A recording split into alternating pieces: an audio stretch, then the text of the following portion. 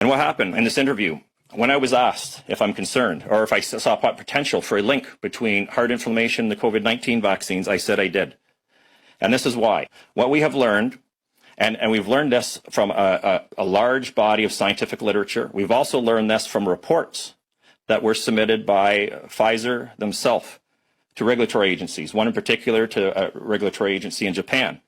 We've had to largely work based on assumptions. But you know what? The scientific literature has exploded over the last 16 months, and we understand so much more.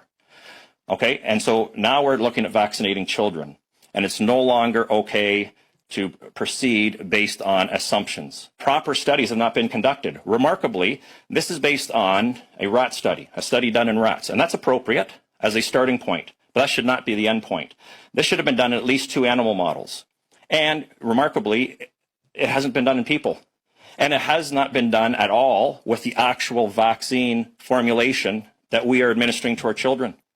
It has not, the actual vaccine formulation has not even been evaluated. So what I'm trying to get out to you here is we were told there would be no shortcuts. There have been shortcuts. Remember, what I'm focusing on here are children and vaccinating healthy children. Mass vaccination of millions of healthy Canadian children demands that the level of safety associated with this, the assessed safety profile, has to be exceptionally high. So we really need to focus on the safety here.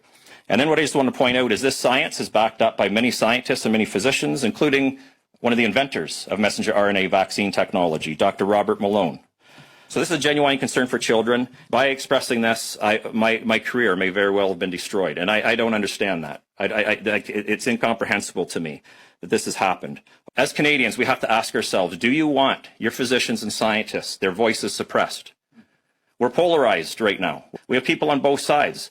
We feel that we are trying to look after the best interests. We're doing our cost-benefit analysis, for example, in my case with children. And I honestly feel that by proceeding with vaccination right now, without conducting the proper safety tests, we may do more harm than good. I'm passionate about that.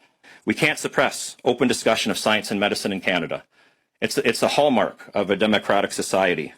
Okay, and one of the other things I want to point out is I'm here representing physicians, scientists, members of the media who feel suppressed, and I've also been asked to represent some politicians who approached me privately, who feel that their jobs are at risk. And MP Derek Sloan can certainly attest to what happens if you speak up too much about, trying to have open discussions.